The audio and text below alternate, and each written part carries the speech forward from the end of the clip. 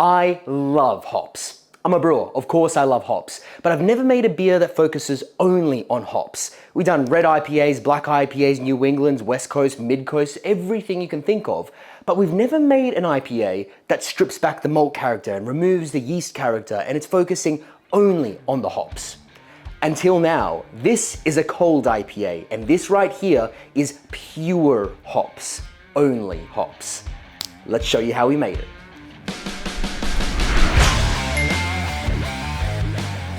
As per always, the first step in making your beer is your water, so we are going to adjust our water chemistry to match the style that we are trying to make. So in this particular case, it's going to be 110 parts per million of calcium, 15 parts per million of magnesium, 16 sodium, 100 chloride, 200 sulfate, and 57 parts bicarbonate. So I'm going to dissolve that into our strike water whilst it's heating up and before it gets so hot that it burns my hands like I've done a lot of times before. And then we're also going to adjust our sparge water as well with the same parts per million, but it's going to be slightly different actual quantities because there's slightly less sparge water. So this is 32 liters of strike water, and we will be mashing in at 63 degrees Celsius. Freedom units are going to show up everywhere up along here throughout the video, and if you want a full in-depth explainer on how water chemistry works and how to use it, how much salts to use and when, what they do, check that video up here. That's going to explain everything to do with brewing salts and water chemistry. And phosphoric acid. We forgot to do our morning acid. So we're going to be using 4 mils in the mash tun today. And just keep in mind that all of these amounts might be slightly different for you depending on the water source you're starting with. Like RO water, you're starting blank, spring water, or local water, so on and so forth. Watch the chemistry video. Now we can start with our grains. The grain bill for this beer is all about being as light, crisp, and fresh as possible. So we are going to be running with 74.3% of our grain bill being straight up regular Pilsner malt. We are also going to be going back to using rice hulls because what we found from our experience making the Japanese style lager, linked to that video up there, excellent beer. What we found with that was that the rice, so not rice hulls, just flaked rice. The rice was really, really great at drying out the mouthfeel and leaving the beer feeling really crisp and sharp and refreshing at the end of the palate, which is exactly what we're going for here. And along the same veins of drying things out and keeping the body of the beer light and keeping the color of the beer light is dextrose. It's kind of the cheat code to doing this sort of thing where you need to boost the original starting gravity without adding too much malt influence, without adding too much color, and keeping everything with the ability to ferment out really dry so that you can have a really crisp, sharp, refreshing style of beer. Then the reason that we want that is because the cold IPA is not just a straight up Indian Pale lager. Yes, it's going to be a lager and it is an Indian Pale style, but the key difference between a regular IPL and the cold IPA is that the cold IPA is all about showcasing the hoppiness of the beer. You really want the yeast and especially the actual malt bill itself to really take kind of a back step and get out of the way so that you can show off all of the aspects of the hops that are going into it, all their bittering aspects, all their flavor and aroma compounds from every step of the cycle that you use those hops in. So the best way to showcase those hops, as the creators of the cold IPA style decided, was to make sure that the malts really are not having too much of an influence. You want it to be a very light finish, very crisp, very refreshing body, and you want that hop character to be front and center. Now let's crush up these grains so that we can get to mashing in. Right, we are now ready to mash in. So I'm just gonna go ahead and start throwing in this grist. But for reference, I'm not gonna throw in the dextrose yet because there's not really any point. I may as well just throw that in the boil step, because if I throw it in now, it's just more sugar that I need to wring out later when I do the sparging. So I don't know, you can throw it in now if you want, but I tend to just throw adjunct type sugars like that. Well, it's not an adjunct, but you get what I mean. Like powdered extra sugars like that, I tend to just throw them in the boiling step because there's no point throwing them in now. Anyway, by the way, the inventor of the cold IPA style is Kevin Davey from Wayfinder Brewing in Portland, Oregon. I was trying to remember that when we were talking about the grains. Could not for the life of me remember the name, But if you want to do some more reading about what this style is and who that guy is and what this is all meant to be, that's what I'd recommend checking out over on the Google, because it's quite interesting. It's a very interesting take on an IPA style and what is already a very, very drenched IPA market. But that's neither here nor there right now, because what we are doing is mashing in, and I'm using the old paint mixer. That's one of the 10 things that all home brewers should own. That video is right up there. A bunch of really cool gadgets for us in the home brewing world. Makes mashing in a whole lot easier. So let's blitz this so we can get on with the rest of the brew day. Oh, worth mentioning that we're going to be doing a step mash today, because we want this beer to finish as dry as possible and to really finish sharp and crisp with a really low final gravity. So we are going to be doing a step mash. First half an hour will be at 63 degrees Celsius. The next half an hour will be at 70 degrees Celsius, followed by a mash out at 77 degrees Celsius for 10 minutes. Again, all that's going to show up on top of the screen for the Americans in our audience. All right, that is mashing in done. So I'm gonna go ahead and throw the top screen on to prevent the grains from shooting down our overflow pipe that sits straight down the middle right there. Whack this little doodad on, punch that down, throw the lid on, and we are ready to cook with gas. By the way, if you're wondering why the camera is so stable today in this video as opposed to some of our other videos, it's because I'm having to use the tripod because Odin had to work today. So he just decided apparently that, you know, having a job and income and being able to pay his bills and his rent and everything was more important than making beer for you guys. So give him a little bit of crap in the comment section down below. But now we are going to start recirculating this. It's going to mash for about an hour, as I mentioned, with that extra mash out at the end. Then we're going to come back at the end of that when it is time to start sparging. By the way, I don't know if I mentioned it, that was 32 liters of strike water. Then there's going to be 30 liters of sparge water at the end of this at 77 to 78 degrees Celsius. Now that we've achieved a successful mash in, how about we celebrate? Perhaps with a cigar? But such a beautiful cigar requires a beautiful lighter. Introducing the Wombat CIGAR Lighters. This is an extremely limited edition run of a new product that we are releasing on our website. It's an old school style steampunk cigar lighter. It's refillable with a replaceable wick. It's beautifully crafted and it has our insignia, beer, banter, and bloody good times, because that is what this channel is all about. So light up a very special cigar in style with a very stylish cigar lighter.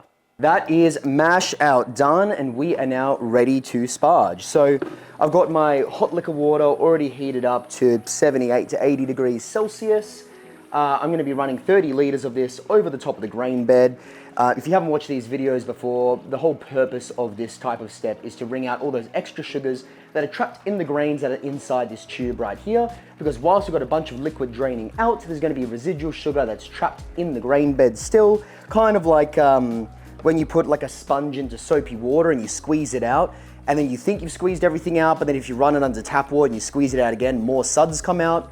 Same concept here. It's all about making sure that we can keep our brew day as efficient as possible. And I'm actually gonna flip my lid, flip my lid and run the sparge water over top of this, because I have found in the last few brew days I've done that this little hack here, this little mini tip, helps distribute the sparge water a little more gently onto the grain bed so you disturb it less. I mean, it's not really that essential, but it's like a little trick that I've learned that I quite like, so I'm gonna keep doing it. Anyway, I'm gonna rinse and repeat the rest of this sparge water over top of this, and then we'll come back when we are ready to start boiling. We are now well and truly boiling, so we want to do a couple of things. First, we want to add our bittering hop addition. In this case, we are going to be using Centennial 22.2 grams, which is 0.78 ounces, and this is going to give us 11.3 IBUs. Don't worry, we've got a whole lot more hops coming later to really boost our IBU count, so I'm not super fussed about having a massive traditional bittering addition for this one, because I know we're gonna have a big 10-minute charge and a 0-minute charge, so that's all fine. It's now also time to add our dextrose. We are gonna be using exactly 1 kilo, which works out nicely for the recipe. I constructed the recipe around being able to just use 1 kilo. It just made things more convenient for me. That's 2.2 pounds, by the way, for the Americans in the room. And I'm just gonna kind of sprinkle this over top and let this thing dissolve as it boils, I suppose. Should be fine. I'm not too concerned about scorching. I've still got a false bottom down there, and I don't know. It'll probably be fine. I might just give this a quick mix off camera just to make definitely sure I don't burn anything. Now, I'm gonna let this boil for an hour. When it's got 10 minutes left to go, we'll come back for our flavor and aroma hops. It's not 10 minutes left to boil yet, but I did realize that I didn't do an original gravity reading. So I was gonna do it off camera, but then I thought there's no point doing that. I may as well let you guys know what we are working with. And we are sitting at 1.064, which is so far above my target pre-boil gravity. This is, I think I was aiming for like 1.049, but I'm not sure if Brewfather calculated in that 2.2 pounds, 1 kilo of dextrose as being like the pre-boil additive or like towards the end of the boil. I know that my target was around 1.064 for the final gravity, so I'm definitely gonna overshoot.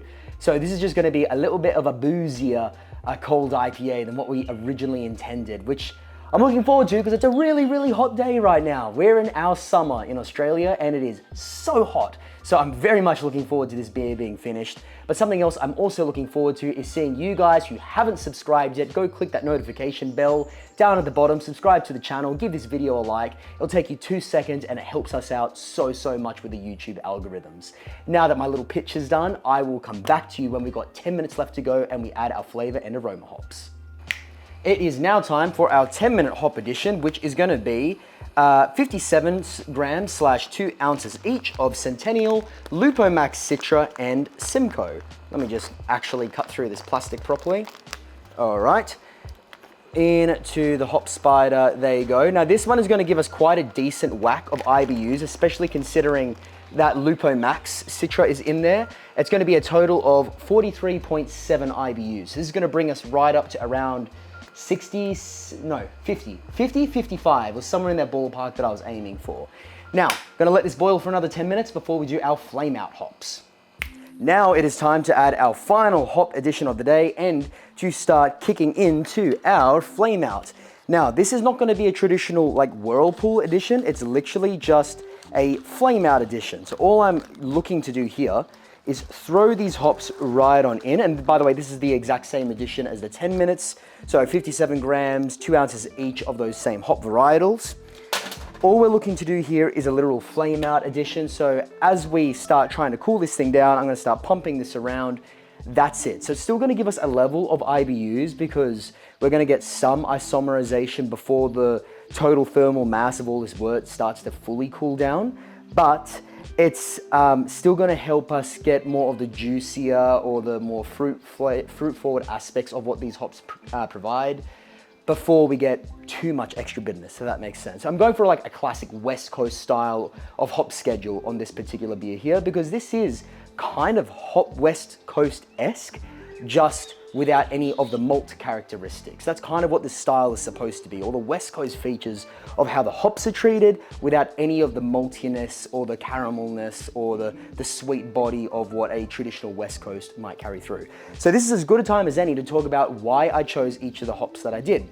I wanted, obviously, Lupo Max Citra, so Citra, because it's a classic American hop style and flavor, super common in IPA, so I definitely wanted that citrusy, fruity punch kicking in and carrying the body of this beer. But then I also wanted to use Simcoe because I know that it gives us some of that earthiness, piney, resininess, as well as the citrus, like a more grapefruit style citrus, which is something that I really enjoy in old school style IPAs. And then Centennial, because I've heard amazing things about it and I've personally never used it before. So I think all those three together are gonna make a really fantastic West Coast style beer without so much of the West Coast body. And then obviously it's gonna be a lager, so Cold IPA, which I'm very, very much looking forward to. Now, I'm gonna let this cool down to yeast pitching temperature, then we can chat about yeast and transfer this over into the fermenter. Right, we are now down at about 30 degrees Celsius is what the boiler is telling me. I'm gonna take another reading in just a minute, but because it is such a hot day, our tank water just can't get this beer this wort any colder than where it is right now. So, the only option is to start transferring this, even though it's too warm, into the fermenter because the fermenter has that big R2D2 unit down there, which is a glycol chiller. So I'm gonna be able to get it down to pitching temperature in the uni tank itself. Now, my only concern with all of this is it is so hot, and I know we're going through a heat wave. I did just, my last R2D2, my last glycol chiller broke only a few weeks ago, and this one is now the new one that I bought to replace it. I'm actually so concerned that it's so hot, it's gonna kill this one as well. So I'm umming and ahhing about what yeast strain to use in the event that the chiller dies and then we're stuck without the ability to keep the beer cold. It will definitely ruin it, seeing as we have to use lager yeast. So I'm kind of in two minds about using like a Nova lager, like a hybrid strain that is actually stable at high temperature.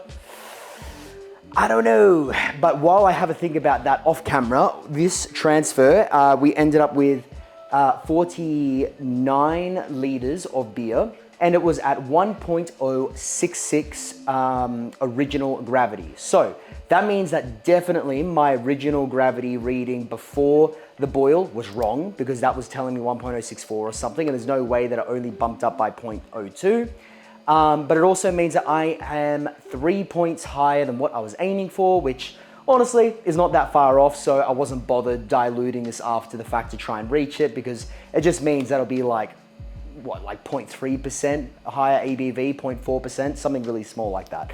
So I'm not fussed about it. This will be about a 7.5, pushing 8% ABV cold IPA, which, yeah, I mean, it's in the ballpark of what IPA territory is, so I am fine with that. Now, once this finishes transferring over, I will finally make a decision on what yeast we're actually going to use today.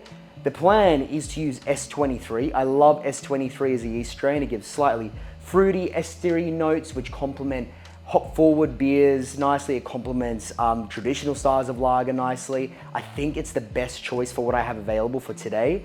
I'm just so concerned about this heat. So I'll flip a coin and decide what we're gonna run with. Finally, we got there. So it took a fair old while, and you can see the condensation on the tank right here. It is very, very hot in this little brewery right now, but the little engine that did manage to get the tank cold enough, at least for yeast pitching, and it is progressively dropping lower. So I am gonna run with my original choice of S23, which is personally one of my favorite strains of lager yeast, honestly. It's an absolute workhorse. Works brilliantly just about every time you use it, and I really enjoy the slight fruity notes that you get out of it. I think it complements the beer nicely. I am less of a fan of a fully clean finishing lager strain.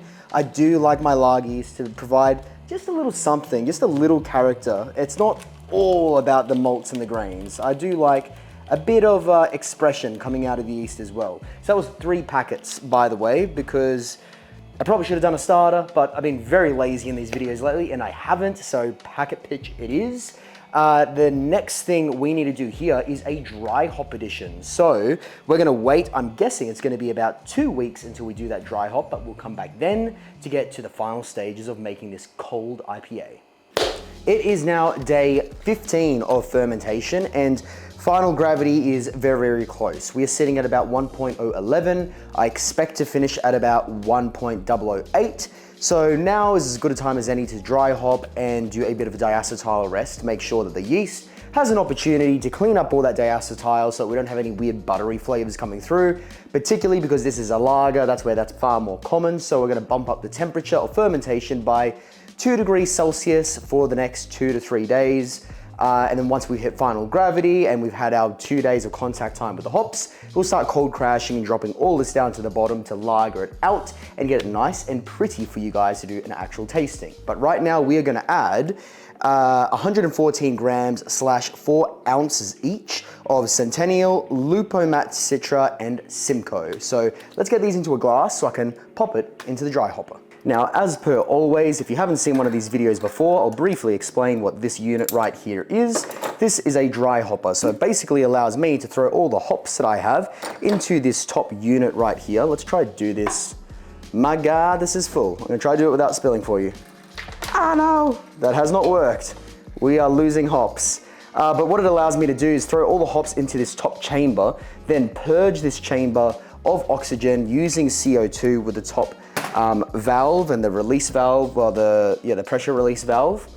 so that when I do actually throw these hops into the beer, I'm just throwing hops and carbon dioxide. I'm not resulting in any oxidation caused by having just the ambient air going into the tank with this very, very sensitive beer, because particularly with ultra hoppy beers, they are super sensitive to oxygen, and that's when you're gonna get your really weird off flavors that you just really don't want. It will change the color of the beer, it'll get kind of brown, kind of murky, kind of gross. So this allows you to prevent that. If you don't have the ability to use one of these things like we do, then you can check out our video, link's gonna pop up here, to a 7 tips to brew your best NEPA in 2025. And yes, this isn't a NEPA, but the same principles still apply when it comes to protecting your beer from oxygen, how to better use hops and all that kind of stuff. So check out that video if you want a more in-depth guide as to how to get the most out of your hops in your IPAs. And it is now hops away.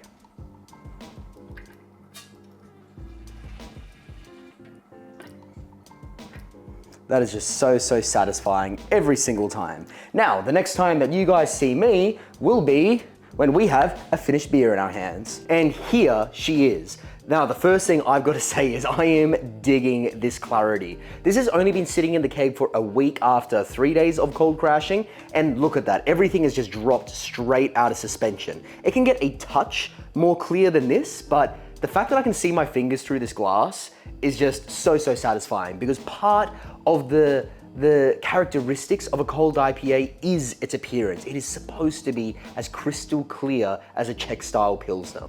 But the flavor is what counts. And I spilled.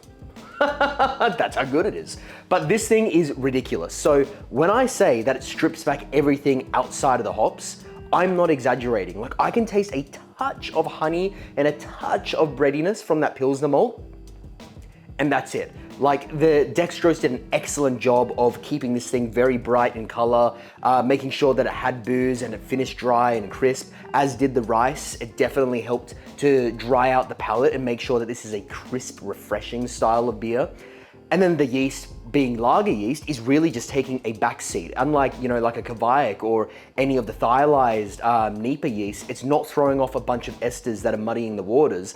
It's really taking a back seat so that all you taste are the hops, and my God, it is good. Like, on the front, there's a bunch of like a dankness, pine, resiny style characteristics. Then it fades into citrus, and it's like old school grapefruit style citrus and a touch of lemon, like your old school West Coast IPAs. And then I think it finishes with,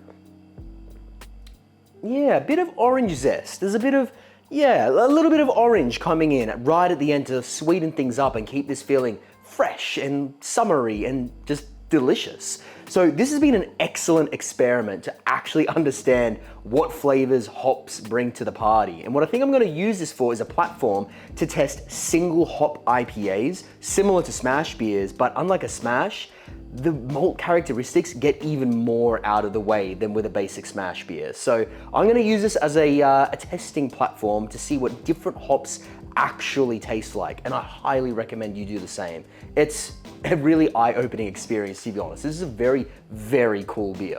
Now, until next time, don't forget to like and subscribe if you haven't already, but until next time, thank you so much for watching, and we'll catch you next week. Cheers.